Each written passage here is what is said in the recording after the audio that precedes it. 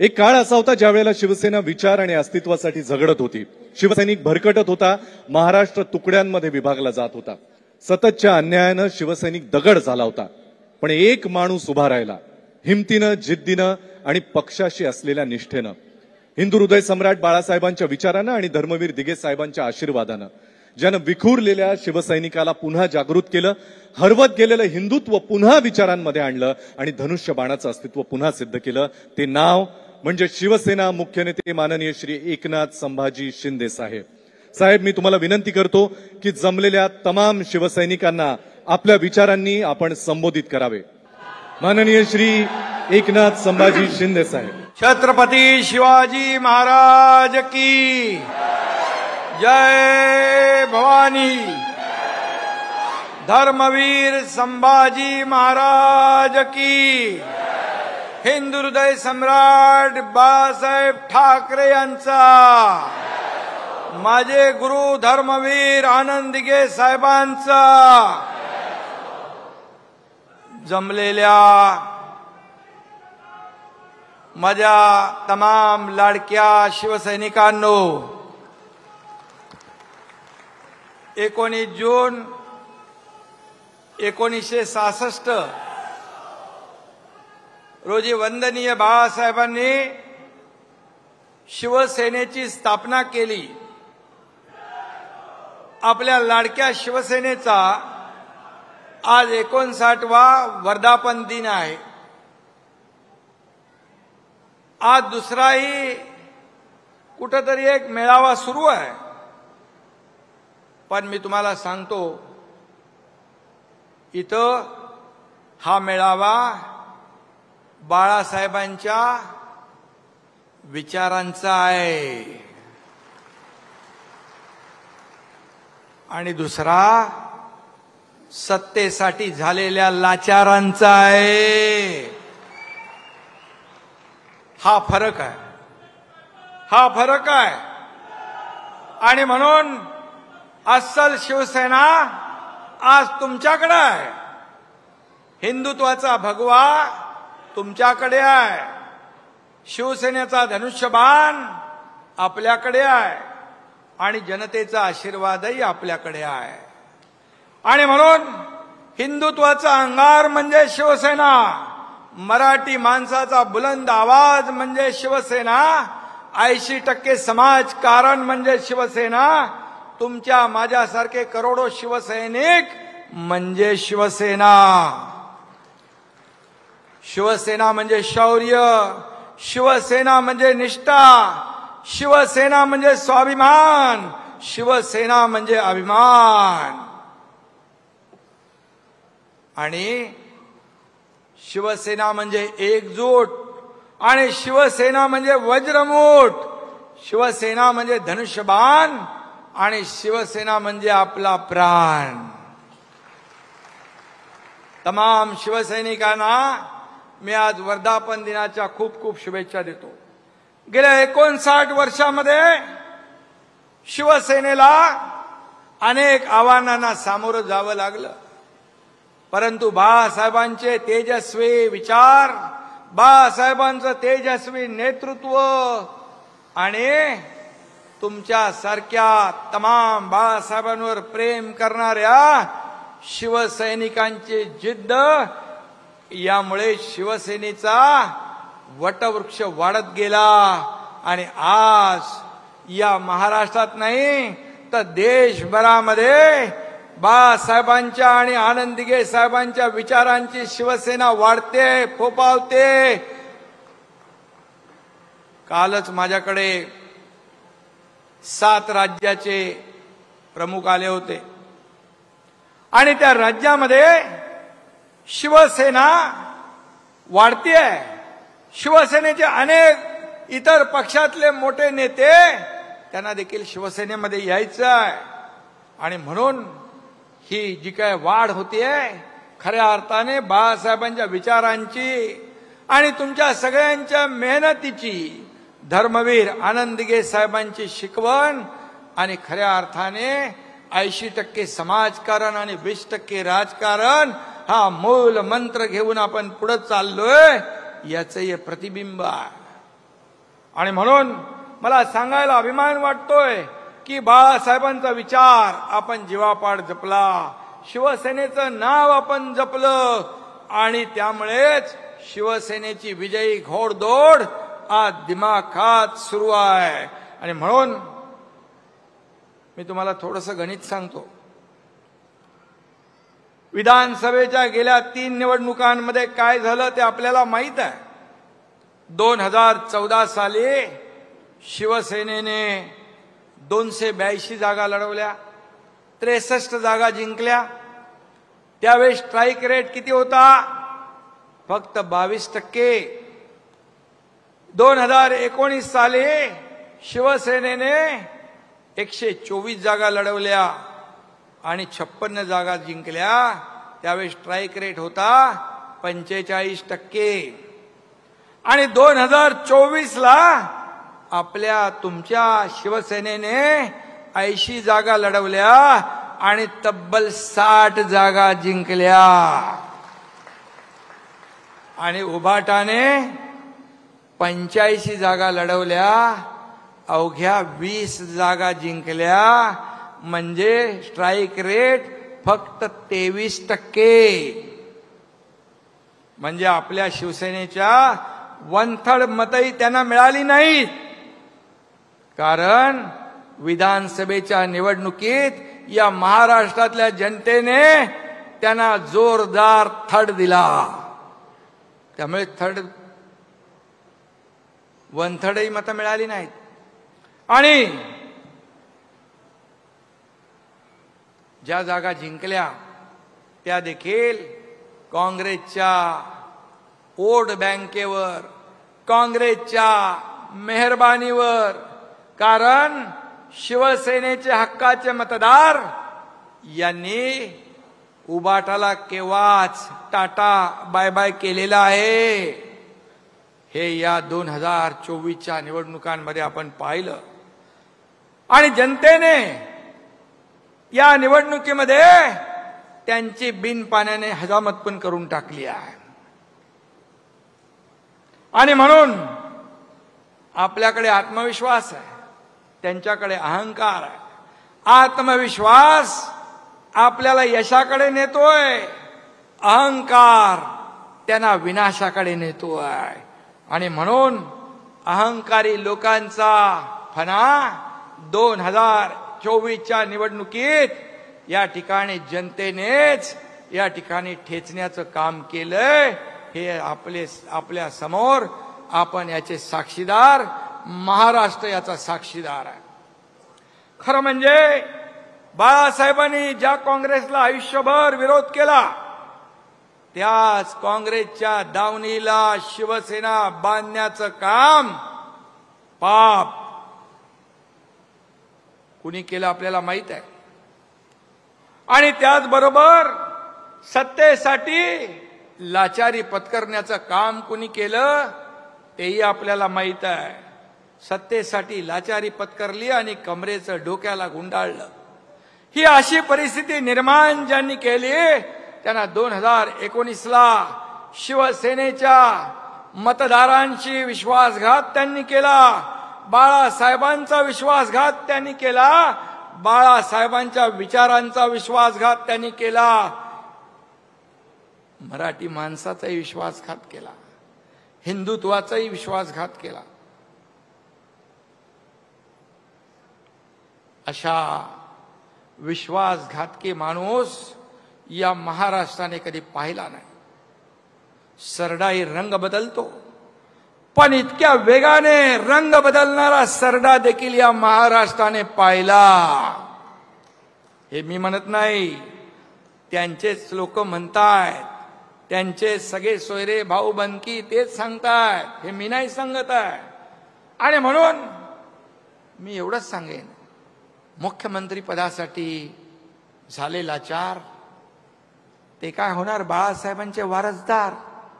अरे बाळासाहेबांनी सत्तेच्या खुर्चीला लात मारली पण विचार सोडले नाहीत. आणि म्हणून या ठिकाणी बाळासाहेबांनी हिंदुत्वासाठी मतदानाचा अधिकार देखील गमावला, परंतु हिंदुत्व सोडलं नाही. आणि त्यांच्याच नावाने या ठिकाणी वारसदार म्हणणारे सत्तेसाठी त्यांनी लाचारी पत्करली. हा महाराष्ट्र याला साक्षीदार. आणि म्हणून बाळासाहेब असते तर मला सांगा, या खुर्चीसाठी लाचार झालेल्या लोकांना उलट टांगून खालून मिरचीची धुरी दिली असती की नाही?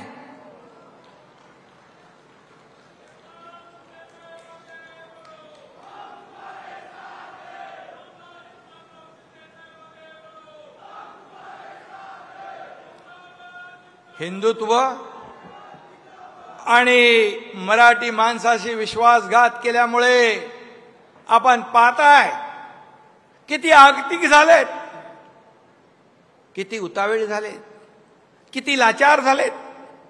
युती करता का माझ्याशी? युती करता का माझ्याशी? माणसाचे दिवस, माणसाची परिस्थिती कधी बदलेल हे सांगू शकत नाही.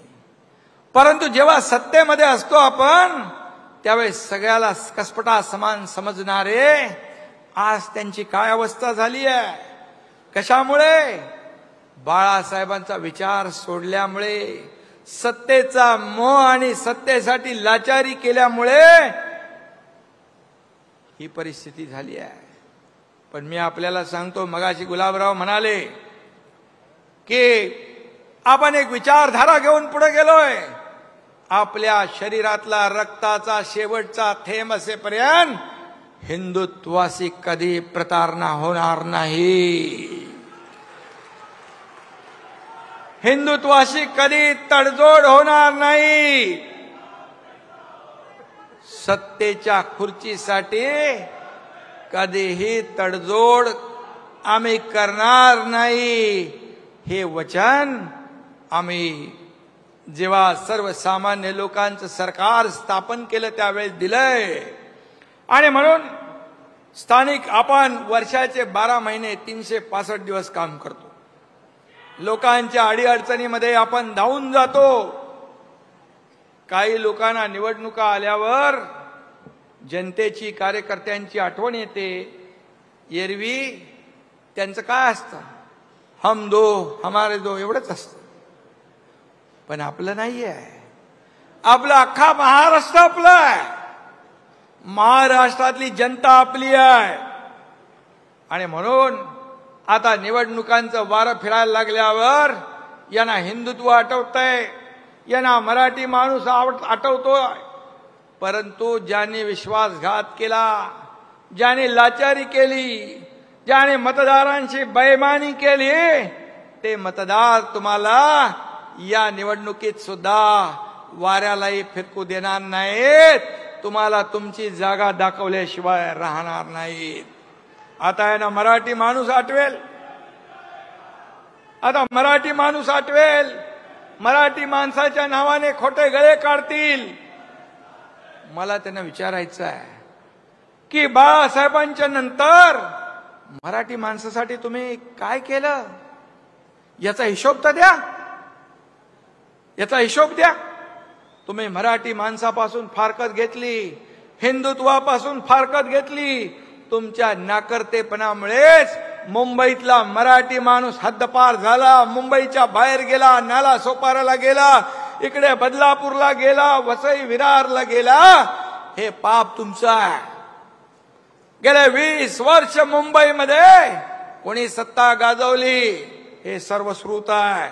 आणि म्हणून आता म्हणतात आम्ही हिंदुत्व सोडलं नाही म्हणता. मला सांगा, हिंदुत्व सोडलं नाही? हिंदुत्व काय टी शर्ट आहे का? घातला, काढला, सोडला? मला सांगा, हिंदुत्व तुम्ही सोडलं नाही. मग हिंदू हृदय शिवसेना प्रमुख बाळासाहेबांना हिंदू हृदय सम्राट म्हणताना तुमची जीभ का कचरते? हिंदू धर्माला शिव्या देणाऱ्यांच्या मांडीला मांडी लावून का बसता? स्वातंत्र्यवीर सावरकरांचा अपमान करणाऱ्यांच्या गळ्यात गळे का घालता? प्रचार सभांमध्ये पाकिस्तानचे झेंडे का मिरवता? बॉम्बस्फोटातला आरोपी तुमच्या रॅलीमध्ये काय करतो? आणि त्याचबरोबर दहशतवादी याकूब मेमनची कबर का सजवली? हा माझा सवाल आहे. आणि त्याचबरोबर जेव्हा पीएफआय का काहीतरी संघटना त्याचं पेव फुटलं, त्या पीएफआय म्हणजे देशद्रोही संघटनेच्या बरोबर तुम्ही राष्ट्रभक्त आरएसएस ची तुलना करता, त्यांना शिव्या घालता. हे कुठलं हिंदुत्व आहे? हे कुठलं हिंदुत्व आहे? आणि म्हणून त्यांचं कधी सोयीचं आहे, कधी धरायचं कधी सोडायचं असं नाही चालत. जनता सुज्ञ आहे. तुम्ही धरायचं सोडायचं केल्यामुळे या महाराष्ट्रातल्या जनतेने तुम्हाला विधानसभेत तुमची जागा दाखवली. 20 जागांवर तुम्हाला आणलं. त्या 7, 8, 10 जागा देखील ज्या तुमच्या आल्या त्या देखील अतिशय कमी मताने आल्या, आणि ज्या बाकी आल्या त्या काँग्रेसच्या मेहरबानीमुळे आल्या. बॉम्बस्फोटातल्या आरोपीला घेऊन फिरता. आणि मगाशी मी म्हटलं, राष्ट्रभक्त देशभक्त आरएसएस यांना टोमणे मारता. अरे मी काल बघितलं अहमदाबादमध्ये, पण त्या विमान दुर्घटनेमध्ये ते लोक होते पुढे मदतीला. जिथे आपत्ती असते जसे शिवसैनिक धावून जातात आपत्ती संकटात, त्यावेळेस आरएसएसचे लोकही असतात. मी कुणाशी तुलना करताय? देशद्रोह्यांची तुलना देशभक्तांशी. हे तुमचं हिंदुत्व आहे. राम भक्तांना हरामखोर म्हणणारे कोण? हनुमान चालीसामध्ये जेलमध्ये घालणारे कोण? सगळं झालं, सगळं करून वरून म्हणतात आम्ही हिंदुत्व सोडलं नाही. मग हनुमान चालीसा म्हणणाऱ्याला जेलमध्ये टाकलं, त्यावेळी तुमचं हिंदुत्व कुठं गेलं होतं? ही सगळी उदाहरणं मी जी दिली, हे सगळं करताना तुमचं हिंदुत्व कुठं गेलं होतं? तेव्हा हिंदुत्व आठवलं नाही. आणि म्हणून हिंदू हृदय सम्राट बाळासाहेबांचं स्वप्न होतं की अयोध्येत राम मंदिर बांधा आणि काश्मीरचं 370 कलम हटवा. बाळासाहेब म्हणायचे मला एक दिवस प्रधानमंत्री बनवा, ही दोन्ही कामं मी करेन. मग ही दोन्ही कामं कोणी केली? या देशाचे प्रधानमंत्री नरेंद्र मोदीजी आणि गृहमंत्री अमित शहा यांनी केली. मग बाळासाहेबांचं स्वप्न साकार करणाऱ्यांना शिव्या, आणि बाळासाहेबांनी ज्या काँग्रेसला कायम दूर ठेवलं त्यांच्या नावाने तुम्ही गाणार ओव्या. हे कसलं हिंदुत्व आहे? हे काय? हे काय? म्हणजे काहीतरी बोला, त्याला काहीतरी हे असलं पाहिजे. आणि म्हणून हिंदुत्व हा शिवसेनेचा आत्मा आहे आणि मराठी हा आमचा श्वास आहे. राजकारण आणि मतांसाठी कधी आम्ही हिंदुत्व सोडणार नाही, कधी मराठीला अंतर देणार नाही.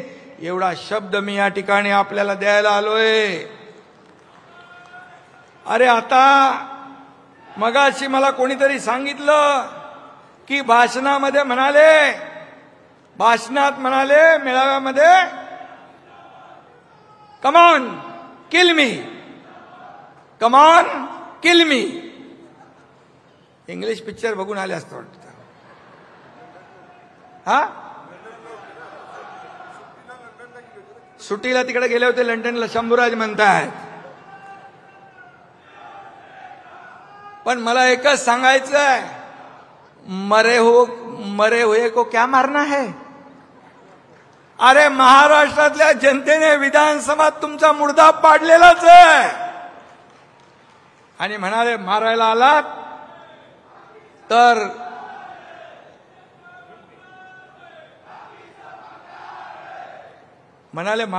अँब्युलन्स घेऊन या. आता काय बोलायचं? अँब्युलन्स घेऊन या, अँब्युलन्स मधून परत जाल, म्हणजे तुम्हाला आम्ही फटके देऊ, तुम्ही परत जाल. पण नुसताच करून शोर मनगटात येत नाही जोर. हे लक्षात ठेवा. वाघाचं कातड पांघरून लांडगा वाघ होत नाही. त्याला शेर का कलेजा लगता है आणि मनगटात जोर लागतो. नुसता तोंडाच्या वापा सोडून चालत नाही. त्याला मनगटात ताकद लागते. आणि तोंडात दम असून चालत नाही, तर मनगटात दम लागतो. तो या माझ्या शिवसैनिकांमध्ये आहे. आमच्या नादाला लागू नका तुम्ही. अरे तुम्हाला आम्ही 2-2.5 वर्षापूर्वी दाखवलंय. 3 वर्षापूर्वी तुमच्या टांगा पलटी, घोडे फरार करून टाकले आम्ही. आमच्या नादाला काय लागताय? अरे हा एकनाथ शिंदे बाळासाहेबांचा सच्चा कार्यकर्ता, धर्मवीर आनंद दिघे साहेबांचा कार्यकर्ता आहे. बाळासाहेबांनी भाषणात सांगितलंय, धर्मवीर आनंद दिघेंच्या तालमीतले लोक आहेत. हा एकनाथ आहे. आमच्या नादाला कशाला लागतं? आम्ही कोणाच्या नादाला लागत नाही. हम किसको छेड़ते नहीं. अगर हमें कोई छेड़ेगा तो हम छोड़ते नहीं.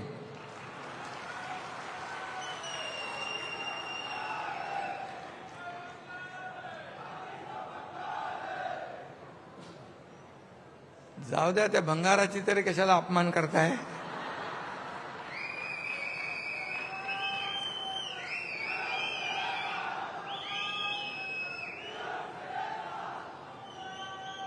परवा पहलगाम गेल्या महिन्यात पाकड्यांनी आपल्या आया बहिणींचं कुंकू पुसलं. आपल्या आया बहिणींचा सिंदूर पुसला. मराठी बहिणी, इतर जातीच्या बहिणी होत्या. डोळ्यात देखत त्यांच्या कर्त्या पुरुषाला गोळ्या घालण्याचं पाप पाकड्यांनी केलं. आणि मग मराठी बहिणी महाराष्ट्रातले होते. आम्ही गेलो त्यांच्या घरी. त्याचं सांत्वन करायला गेलात तुम्ही? कधी गेलात? कधी जाणार नाही. कारण तेव्हा कुठे होते?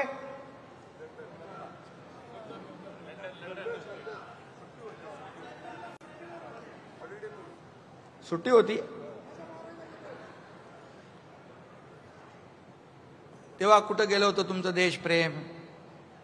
तेव्हा कुठं गेलं होतं तुमचं मराठी प्रेम? कुठं गेलं होतं बहिणींवरचं प्रेम? ऑपरेशन सिंदूर झालं. दहशतवाद्यांचे अड्डे भारतीय लष्कराने उद्ध्वस्त केले. फक्त 20 मिनिटात हवाई दलाच्या विमानाने 20 मिनिटात पाकिस्तानची चरबी उतरून टाकली.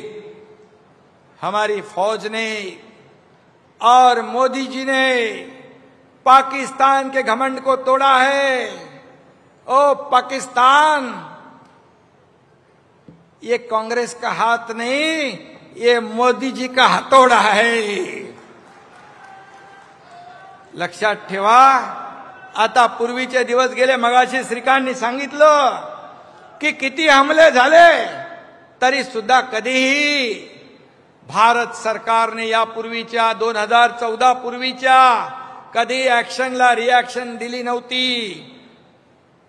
पण ह्या देशाचे प्रधानमंत्री म्हणाले, अब गोली का जवाब तो गोले से देंगे, ईंट का जवाब पत्थर से देंगे और दुश्मन के घर में घुस के मारेंगे. ही बोलायची हिम्मत कुठल्या प्रधानमंत्र्यांनी दाखवली मला सांगा? किती? आणि राहुल गांधी, काँग्रेस अशा प्रधानमंत्र्यांचा एकेरी उल्लेख करतात. त्यांच्यावर आणि लष्करावर अविश्वास दाखवतात. आपल्या लष्करावर, आपल्या प्रधानमंत्र्यावर त्यांना विश्वास नाही. त्यांना पाकिस्तानच्या अध्यक्षावर विश्वास आहे आणि मला नाही आणि त्याचबरोबर मला नाही संपूर्ण 140 कोटी जनतेला ऑपरेशन सिंदूर बद्दल अभिमान आहे. आपल्या लष्करी सेनेबद्दल अभिमान आहे. या देशाच्या प्रधानमंत्र्यांच्या बद्दल पण अभिमान आहे. बाळासाहेब असते तर मुक्त कंठाने त्यांना शाबासकी दिली असती. परंतु शाबासकी जाऊ द्या, ही कद्रू माणसं आरोपाशिवाय करणार काय दुसरं. आणि म्हणून भारताने पराक्रम गाजवल्यानंतर काँग्रेसच्या राहुल गांधींना आणि या बाकी उबाटा विबाटाच्या चमच्यांना प्रश्न पडलाय, किती विमानं पडली, किती मिसाईल पडले, किती ड्रोनचं नुकसान झालं, किती नुकसान झालं. अरे भारतीय लष्कराच्या पराक्रमावर शंका घेताय. भारतीय लष्कराने पाकिस्तानला धडा शिकवण्याचं काम केलं आणि आपण टार्गेटेड हल्ला केला, प्रिसाइज अटॅक केला. आपण फक्त आतंकवादी अड्डे उद्ध्वस्त केले, आपण कुठल्याही सामान्य नागरिकाला मारलं नाही. मग तुम्ही पाकिस्तानच्या लष्कर प्रमुखांवर विश्वास दाखवताय. हा खरं म्हणजे देशद्रोहापेक्षा हा त्याच्यापेक्षा देखील छोटा गुन्हा नाही. खरं म्हणजे हा एक प्रकारचा देशद्रोहच आहे. आपल्या लष्करावर अविश्वास दाखवणं हा एक प्रकारचा देशद्रोह आहे. कसले हिशोब मागताय. अरे 26/11 मध्ये जे लोक मेले बॉम्बस्फोटमध्ये, साखळी बॉम्बस्फोटमध्ये जे लोक आपले निरपराध लोक मेले, त्यांच्याबद्दल कधी विचारणा केली. गेल्या अनेक वर्षात सामान्य निरपराध 20,000 लोक मारले गेले. सीमेवर लढणारे सैनिक लष्करातले 6,500 मारले गेले. जवान त्यांच्या मृत्यूचा हिशोब मागताय. त्यांच्या मृत्यूचा हिशोब मागताय. तो नाही मागत. तुम्ही किती नुकसान झालं हे सांगा. अरे ज्याने जीवाची बाजी लावून हे काम केलं, पराक्रम केला, त्यांना शाबासकी द्यायचं सोडून तुम्ही त्यांच्यावर शंका उत्पन्न करताय, अविश्वास व्यक्त करताय. मी तर म्हणेन तुम्ही भारतीय आहात की पाकिस्तानचे एजंट आहात असं म्हटलं तर वावगं ठरणार नाही. पाकिस्तानची बोली तुम्ही बोलताय. तुम्हाला काय निशाने पाकिस्तान किताब मिळवायचंय? निशाने पाकिस्तानची बोली बोलताय देशात राहून. आणि तुमच्या वक्तव्याचा वापर करून पाकिस्तान देशाची बदनामी जगभरात करतेय. मग ते राहुल गांधी असतील नाही तर आणखी कोणी असतील. बाळासाहेब असते ना तर तुमचा कोर्ट मार्शलच केला असता आणि तुम्हाला तुमची जागा दाखवली असती. इथं मी सांगतो आपल्याला, इथं जे वक्तव्य करतात ते पाकिस्तानमध्ये पाकिस्तानचे लोक दाखवतात, जगाला दाखवतात की हे बघा तुमच्या देशातलेच लोक काय म्हणतात. हे म्हणतात पाकिस्तान में राहुल गांधी क्यों वायरल है. पाकिस्तानमध्ये त्याची एवढी मोठी लोकप्रियता झालेली आहे. आणि त्याचबरोबर दुसरं एक त्याच्यामध्ये आहे की हा एक आहे, काय म्हणाले, how did Rahul Gandhi become a hero in Pakistani media. अरे तुम्ही पाकिस्तानमध्ये हिरो झाले, इथे भारताच्या विरुद्ध बोलून. तुम्ही पाकिस्तानमध्ये जरी हिरो झाला असाल तर पाकिस्तानमध्ये तुम्ही हिरो आणि भारतामध्ये झिरो. ही भारतातली जनता तुम्हाला केल्याशिवाय राहणार नाही. आणि म्हणून हे वक्तव्य तुम्ही जाऊन करता देशाच्या प्रधानमंत्र्याच्या विरोधात, लष्कराच्या विरोधामध्ये, हा देशभक्ती नाही, ही देशद्रोह आहे. मी आताच आपण सगळ्यांनी श्रीकांतची मुलाखत ऐकली, मिलिंदची ऐकली. त्याने सांगितलं अनुभव आलेले काय काय. आपल्या खासदार शिष्टमंडळ 32 देशामध्ये गेलं. खऱ्या अर्थाने या शिष्टमंडळांनी काय केलं, भारताची भूमिका जगाला पटवून दिली. आम्ही किती अटॅक सहन केले, तेव्हा जेव्हा पापाचा घडा पूर्ण भरतो आणि मग सहन करण्याच्या पलीकडे आपण जातो, त्यावेळेस मग आम्ही ऍक्शनला रिॲक्शन देतो. ती आम्ही दिली. आणि पाकिस्तानला कसं पाणी पाजलं तेही जगाला या लोकांनी सांगितलं. आणि त्याचबरोबर पाकिस्तानचा दहशतवादी बुरखा टरा फाडण्याचं काम देखील या 7 शिष्टमंडळांनी केलं. एकामध्ये मिलिंद देवरा होते, एकामध्ये मगाशी सांगितलं मुलाखतीत श्रीकांतने, त्याच्यापेक्षा किती किती किती किती सिनियर लोक होते.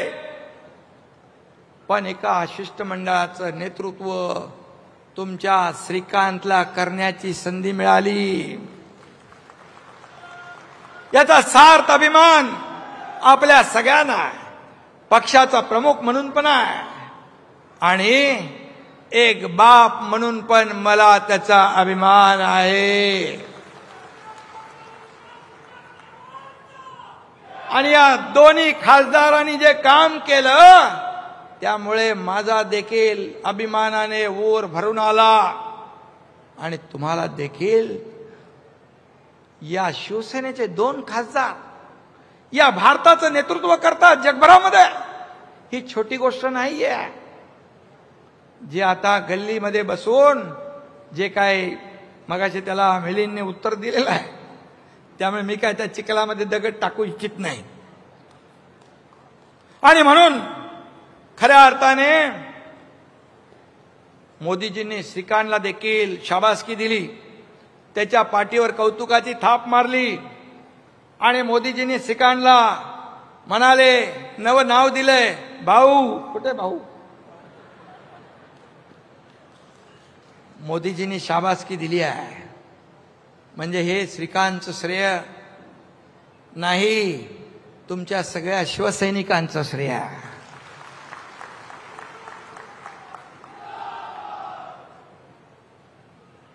आणि म्हणून हे 2 खासदार आपले या भारताचं नेतृत्व जगभरामध्ये करण्याची संधी मोदीजींनी दिली. आणि त्यामुळे मी मोदीजींचं पण अभिनंदन करतो, त्यांना मनापासून धन्यवाद देतो. आणि खासदार मिलिंद देवरा यांचंही अभिनंदन करतो आणि खासदार डॉक्टर श्रीकांत शिंदे यांचंही मी मनापासून अभिनंदन करतो. खरं म्हणजे ते झाल्यानंतर एनडीएच्या बैठकीमध्ये ऑपरेशन सिंदूर, भारतीय लष्कराचा आणि प्रधानमंत्री मोदीजींचा अभिनंदनाचा ठराव मांडण्याची संधी तुमच्या एकनाथ शिंदेला दिली. आणि यावरून एनडीए मध्ये आपल्या शिवसेनेचं किती महत्वाचं स्थान आहे हे मोदीजींनी अधोरेखित केलेलं आहे. आणि मला म्हणून त्याच्यावर श्रीकांतने बरंच सांगितलेलं आहे, मिलिंदने सांगितलंय. मी आता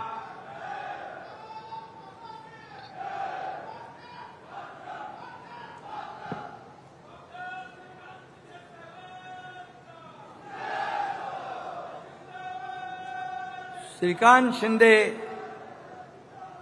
याचं शिष्टमंडळामध्ये गेल्यानंतर एक नवं रूप देखील आपल्या सगळ्यांना पाहायला मिळालं.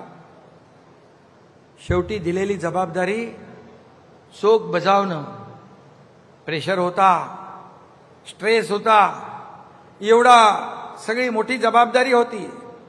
पण मी त्याला सांगायचो, काही टेन्शन घेऊ नको. अरे तुझ्या बापाने तर हे चालू सरकार पाडून टाकलंय, त्यामुळे तू टेन्शन घेऊ नको. आणि मिलिंद तसा हुशार आहे, पहिला मंत्री राहिलेला आहे तो. त्यामुळे हे दोन आपले हिरे आहेत. आणि त्याने आपल्या शिवसेनेचं, महाराष्ट्राचं, देशाचं नाव उज्ज्वल केलेलं आहे. आता मला सांगा, आता हा विषय आपण बाजूला ठेवूया. आता मला सांगा, शेतकरी बळीराजा काय म्हणतो? एरे एरे पावसा. कशासाठी? शेतीसाठी. चांगली शेती उगायला पाहिजे, शेतकरी समृद्ध झाला पाहिजे, राज्य समृद्ध झालं पाहिजे. पण आता उबाटा काय म्हणतो? एरे एरे पैसा. कारण तोच त्यांचा जगण्याचा एकमेव मंत्र आहे. मला बोलायला पाहिजे, कारण ते काय काय विचित्र बोलतात. मी त्यांची भाषा नाही बोलत, परंतु मला बोलता येतं, मला सगळ्या गोष्टी माहीत आहेत. मी डॉक्टर नसलो तर मोठे मोठे ऑपरेशन करून टाकतो.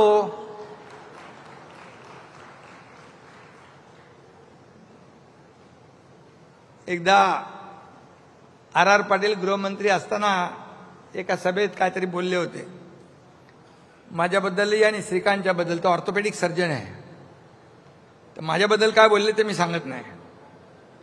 पण श्रीकांत हाडं जोडायचं काम करतो. आता मला काय बोलले असतील ते बघा तुम्ही मला.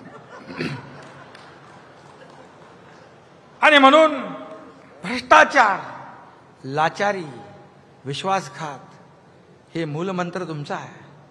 खिचडीमध्ये पैसे खाता, कोविडमध्ये पैसे खाता, कशामध्ये? हे ते शेवटला आता बॉडी बॅग, कचऱ्यात पैसे खाता, डांबरात पैसे खाता. जनतेचा किती पैसा खाल्ला तरी तुमचं पोटच भरत नाही. किती मोठं पोट आहे, कुठं जातोय व पैसे? मीनाताई काय? आणि मिठी नदीच्या गाळातही पैसा खाल्ला. आता मिठी नदीच्या गाळात पैसे खाल्ल्याने ते गाळात रुतत चाललेले आहेत. कुठं पैसे खायचे, काय करायचं? पण मिठी नदीच्या मगर मिठीतून कोणी सुटणार नाही, हे मात्र पक्क लक्षात ठेवा. तो कोणतरी आहे ना, काय दिनो काय दिनो, हा, त्याची चौकशी सुरू आहे वाटतं. चौकशी सुरू आहे ना सध्या. मग दिनूने तोंड उघडल्यावर किती लोकांचा मोर्या होईल ते काय करणार नाही. आणि म्हणून जाऊ द्या, अशा लोकांबद्दल मला बोलून वेळ घालवायचा नाही. मी काम करणारा माणूस आहे. आरोपाला कामातून उत्तर देणार, टीकेला कामातून उत्तर देणार. आणि म्हणून जी सामान्य माणसाची जी नाळ जुळलेली आहे ती तुटता कामा नये, कधी तुटू देणार नाही, हा माझा शब्द आहे. मुंबई बाहेर फेकल्या गेलेल्या मराठी माणसाला पुन्हा मुंबईत आणण्याचं काम आपल्याला करायचं आहे. जुन्या चाळीचा पुनर्विकास करायचा आहे. रखडलेल्या एसआरए प्रकल्पांना आपल्याला मार्गी लावायचं आहे. मुंबई घडवणाऱ्या गिरणी कामगारांना आपल्याला घरं द्यायची आहेत. मुंबई महापालिकेच्या कचऱ्यात गाळात तोंड मारणारे मुंबईकरांचं आणि मराठी माणसांचं काय भलं करणार? मला सांगायची गरज आहे? मी काय सांगत नाही. यांना फक्त मुंबई महापालिका ही सोन्याचं अंड देणारी कोंबडी आहे, अशा भावनेने गेले 20 वर्ष तुम्ही वागलात. काय दिलं मुंबईकरांना? यामुळे मुंबई खतरे में आहे. मुंबई महाराष्ट्रापासून तोडली जाईल अशा आरोळ्या देखील ठोकतील. खरं तर मुंबई खतऱ्यात नाही, पण हे खतऱ्यामध्ये येतील. यांचं अर्थकारण, यांचं राजकारण खतऱ्यामध्ये येईल, धोक्यात येईल. राक्षसाचा जीव कुठे असतो? राक्षसाचा जीव पोपटात असतो राक्षसाचा. तसं यांचाच जीव बीएमसीत नाही रे बाबा, बीएमसीच्या तिजोरीत आहे.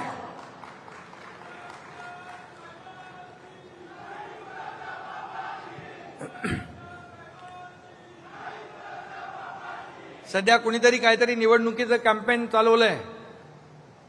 काय? मुंबईचा लढा. मुंबईचा लढा तुम्हाला आता आठवला? इतके वर्ष काय करत होता? तुम्हीच होता ना तिकडे बसलेले. मग मुंबईचा लढा तुम्हाला आता आठवला? आणि सत्तेत असताना तुम्ही काय केलं? सत्तेत असताना तिजोरी फोडा आणि सत्ता गेल्यावर मुंबईचा लढा. अरे लढायला घराबाहेर तर पडायला पाहिजे. घरात बसून लढता येत नाही. फील्डवर उतरून लोकांशी बोलायला लागतं, संवाद साधायला लागतो. आणि म्हणून आधी घराबाहेर पडा. आता काही जे काही तुम्ही पडताय त्याच्या मागे डॉक्टर एकनाथ शिंदेचं काम आहे. त्यांनी थोडंफार फिरायला लावलेलं आहे. जाऊ द्या. पण एकच सांगतो, मुंबई महाराष्ट्राची होती, मुंबई महाराष्ट्राची आहे, मुंबई महाराष्ट्राचीच राहील. कुणाचा बाप जरी आला, 7 पिढ्या खाली उतरल्या तरी सुद्धा मुंबई महाराष्ट्रापासून तुटणार नाही.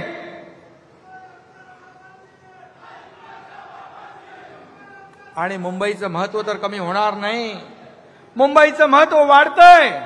मागे नीती आयोगाचे लोक आले तेव्हा म्हणाले, नीती आयोगाने सांगितलं की मुंबई महाराष्ट्र तर सोडा, $1 ट्रिलियन तुम्ही महाराष्ट्राचं धरताय गोल, पण मुंबई आणि MMR मध्येच, फक्त मुंबई आणि MMR मध्ये $1.5 ट्रिलियन पोटेन्शियल आहे. तेव्हा हे म्हणाले, बघा बघा हे दिल्लीचे लोक आले, हे मुंबईला खेचून न्यायला आले. अरे काहीतरी द्यायला आले ते. आणि म्हणून उलट प्रधानमंत्री नरेंद्र मोदीजींच्या सरकारने दिवसागणिक मुंबईचं महत्व वाढवतायत. गेल्या 3 वर्षात अनेक महत्वाचे निर्णय घेतले. महाबिगाडी सरकारच्या काळात काय होतं? मुंबई ठप्प होती, मुंबई बंद होती, मेट्रो बंद होती. ते घरकोंबडे होते, त्यांनी त्या मेट्रो कारशेड बंद केला होता. अरे 10,000 कोटी रुपये वाढले. याचं कोण उत्तर देणार? हा जनतेचा पैसा कोण भरणार? आणि म्हणून गेल्या 3 वर्षामध्ये coastal road, Atal Setu, metro, car shed सगळे प्रकल्प आपण मार्गी लावले. देवेंद्रजींच्या काळात काही प्रकल्प सुरू झाले होते, ते मुख्यमंत्री असताना. हे मुख्यमंत्री झाले महाविकास आघाडी, ते सगळे स्टे देऊन टाकले, स्पीड ब्रेकर टाकले. हा एकनाथ शिंदे मुख्यमंत्री झाला तेव्हा सगळे स्पीड ब्रेकर हटवून टाकले आणि पुन्हा विकासाला चालना दिली. आणि म्हणून मी सांगतो, मुंबईमध्ये खड्ड्याचा प्रवास इतके वर्ष कोणी केला? इतके लोक ऍक्सिडेंटमध्ये मेले, त्याला जबाबदार कोण? मी मुख्यमंत्री झाल्यानंतर मी आणि देवेंद्रजींनी मिळून त्या आयुक्तांना बोलवून सांगितलं, मुंबईचे सगळे रस्ते कॉन्क्रीटचे करा. बोले काय प्रॉब्लेम आहे का? बोले काही प्रॉब्लेम नाही. दरवर्षी आम्ही 50 किलोमीटर करतो. 50 किलोमीटर करणं काही नियम आहे? बोले नाही. मग 2 टप्प्यामध्ये पूर्ण मुंबईचे कॉन्क्रिटायझेशन करण्याचा निर्णय घेतला आणि 1 टप्पा जवळपास आता पूर्ण होतोय. पुढच्या 1.5-2 वर्षात मुंबई खड्डे मुक्त होईल, सगळे रस्ते कॉन्क्रीटचे होतील. का नाही केलं तुम्ही? का दरवर्षी त्या खड्ड्यामधून रिपेअरिंग करून डांबरातून पांढरं करायचं, पांढऱ्यातून काळं करायचं, खड्ड्यातून पैसे खायचे, खड्ड्यात लोकांना घालायचं आणि लोकांना मारायचं? हे पाप तुम्ही केलं. मुंबईतल्या STP, मुंबईमधल्या STP 25 वर्ष तुम्ही करू शकले नाही. हे सगळं घाण, दुर्गंधी, प्रदूषण असंच समुद्रात सोडत होते.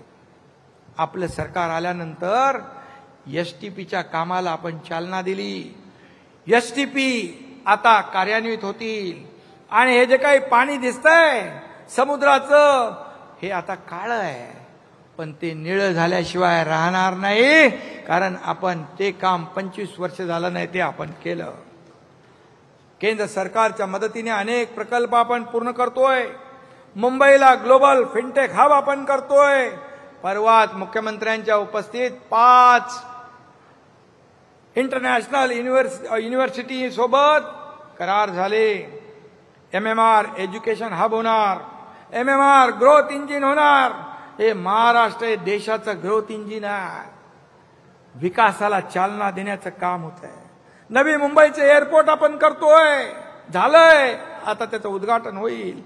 वाढवणला देशातलं सगळ्यात मोठं बंदर होत आहे, तिथे देखील आपण विमानतळ एअरपोर्ट करतोय.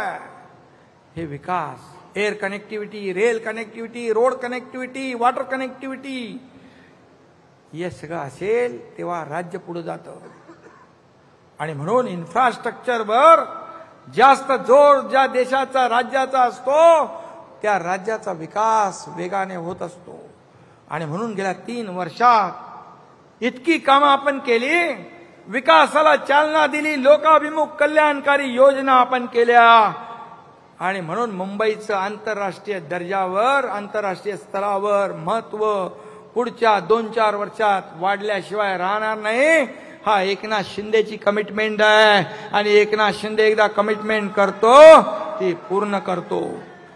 आणि म्हणून स्थगिती सरकार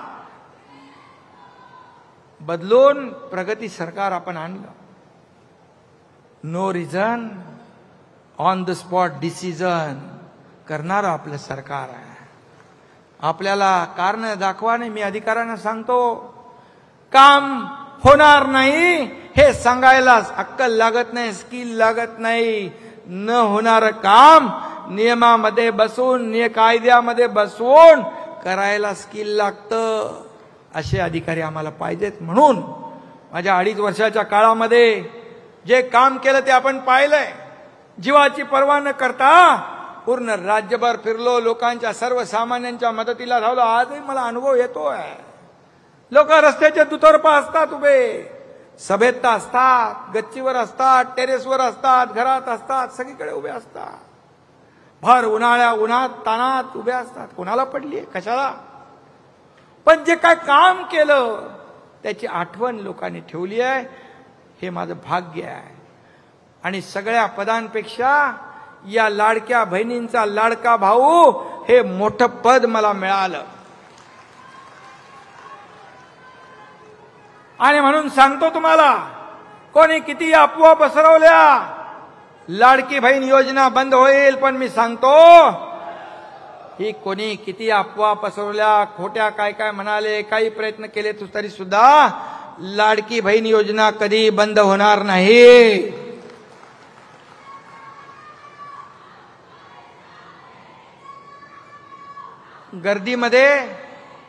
गर्दीमध्ये जेव्हा गर्दीमध्ये माझ्याकडे काही लोक यायचे, तर गर्दीमध्ये कुठं टेबल, कुठं काय धरायला, कुठे फाईल धरायला, गर्दीमध्ये लोक यायचे मला लेटर घेऊन.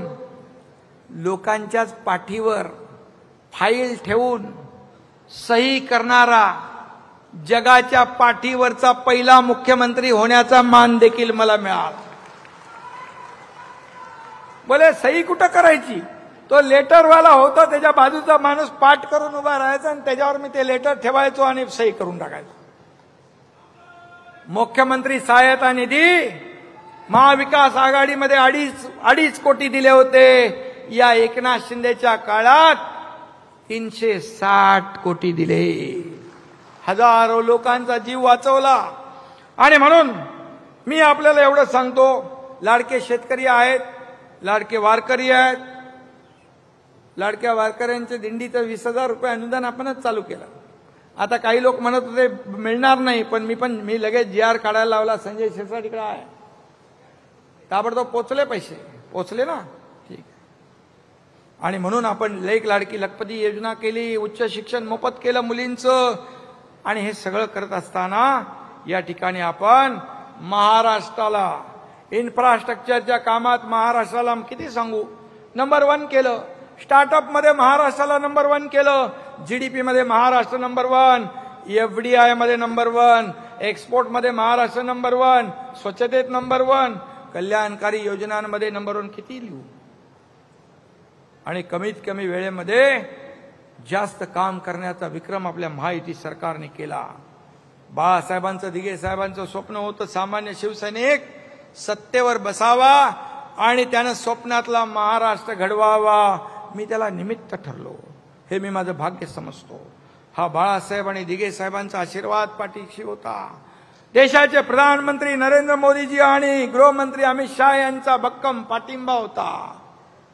आणि तुमच्या सगळ्यांचे आशीर्वाद आणि माझ्यासोबत आलेले 50 आमदार, खासदार या सगळ्यांचं श्रेय होतं.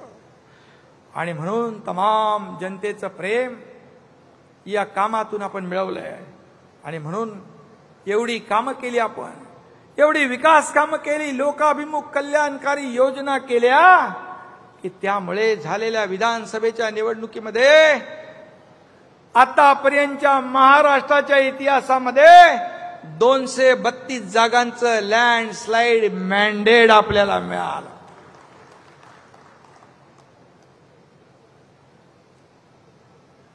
काही दिवसापूर्वी पुणे जिल्ह्यात एक अतिशय दुःखद आणि दुर्दैवी घटना घडली.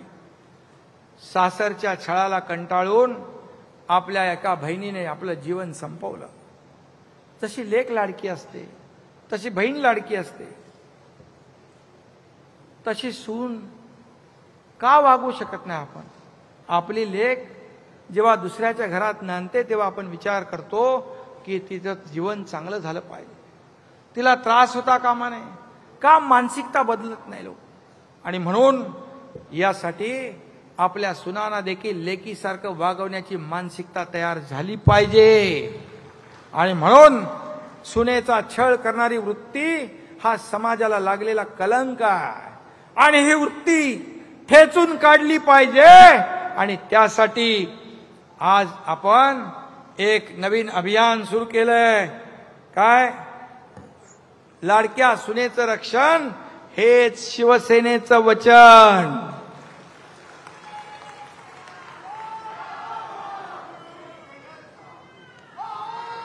आणि मी हे सांगतो, प्रत्येक घरातली लाडकी सून ही आपली या एकनाथ शिंदेची लाडकी बहीण आहे, सांगून ठेवतो.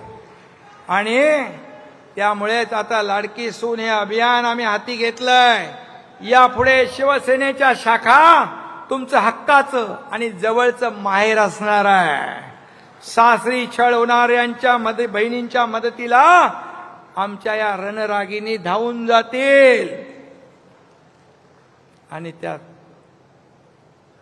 पीडित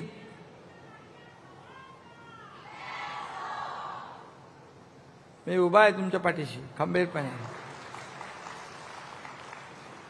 आणि म्हणून हे सुरुवात आपण हे धर्मवीर आनंद दिघे साहेब यांनी हे त्यांच्या कार्यकाळात जिथं अन्याय झाला त्याला बरोबर जशा तसं धडा शिकवला. आणि म्हणून या लाडक्या सुनेचं रक्षण हे शिवसेनेचं वचन, हे अभियान आपण धर्मवीर आनंद दिघे साहेब यांच्या आश्रमातून सुरू करतोय. आणि याच्यानंतर आपली सगळी जी काय ती बांधणी ते सगळं होईल. आणि म्हणून मी आता शेवटचं आपल्याला सांगतो, आपण महायुतीत लढलो, महायुतीचा कारभार केलाय. आधी मी सीएम होतो, आता डीसीएम आहे.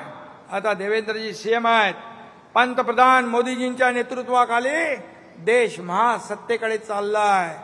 मोदीजींच्या मार्गदर्शनाखाली आमची टीम महाराष्ट्राचा गतिमान विकास करतीये. तो वेग आणखी वाढवायचा आहे. इथून पुढे फक्त विकास, विकास आणि विकासच हा अजेंडा आपला आहे.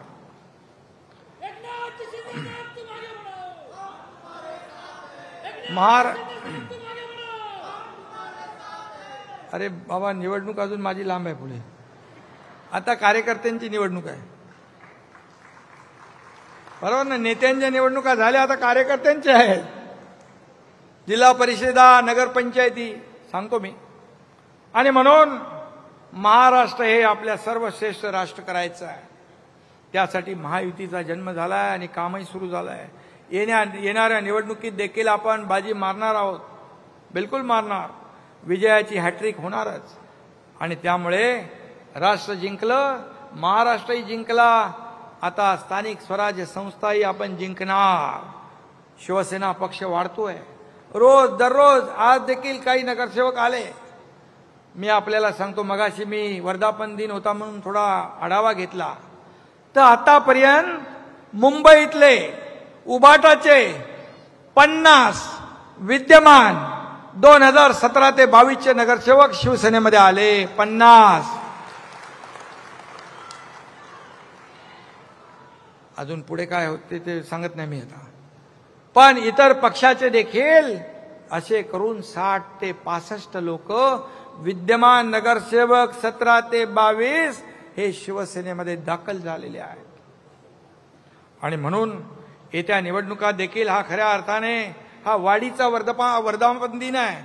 येत्या निवडणुका देखील आपल्याला महायुतीत आपण लोकसभा लढलो, विधानसभा लढलो, या स्थानिक स्वराज्य देखील संस्था आपल्याला महायुतीत लढायची आहे. युतीचा निर्णय योग्य वेळी आम्ही घेऊ, पण तुम्ही मात्र सगळे लोक निवडणुका जिंकण्याच्या कामाला लागा. आपल्याकडे काम खूप आहे, वेळ कमी आहे. आणि पुढच्या काळात जास्तीत जास्त सदस्यांची नोंदणी करा. जेवढी नोंदणी जास्त तेवढा पक्ष मजबूत होईल. पक्ष मजबूत झाला, पक्ष मोठा झाला तर तुम्ही मोठे होणार आहात. आणि म्हणून सध्या सोशल मीडियाचा जमाना आहे, त्याच्यावर देखील आपले सगळे टीमने ऍक्टिव्ह राहिलं पाहिजे. घराघरात मनामनामध्ये भगव्या विचारांचा दिवा पेटवा. हिंदुत्वाचा ज्वलंत अंगार फुलवा. सर्व सण, आता सगळे सण येतात, सण उत्सव साजरे करा, जोरात करा. हिंदुत्वाचा जय जयकार करा आणि पुढे चला. म्हणून कार्यकर्ते तयार करा. कार्यकर्ते तयार झाल्याशिवाय नेते तयार होत नाही. आणि म्हणून जे माझ्या व्यासपीठावर भरलेले सगळे हे जे बसलेले लोक आहेत, हे आमचं ऐश्वर्य आहे. हे आमचं ऐश्वर्य आहे. आणि समोर बसलेले तुम्ही, ही शिवसेनेची संपत्ती आहे, ही ॲसेट आहे. मी म्हणालो त्यावेळेस, आम्हाला प्रॉपर्टी नको, बाळासाहेबांचे विचार हीच आमची संपत्ती आहे. आणि म्हणून विधानसभा जिंकलो म्हणून बेसावध राहू नका, गाफील राहू नका. येणारी प्रत्येक निवडणूक आपल्याला जिंकायची आहे. राष्ट्र जिंकले, महाराष्ट्रही जिंकला. दोन्हीकडे भगवा फडकला. आता मिशन एकच, महापालिकेवर भगवा, जिल्हा परिषदेवर भगवा, नगरपालिकेवर भगवा, पंचायत समित्यांवर भगवा आणि ग्रामपंचायतीवरही भगवा.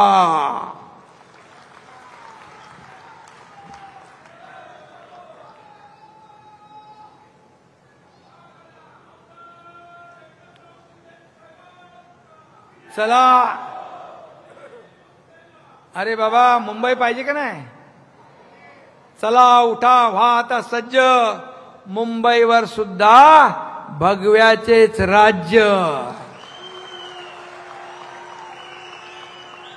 आणि म्हणून जनात भगवा, मनात भगवा, प्रत्येकाच्या घराघरात भगवा.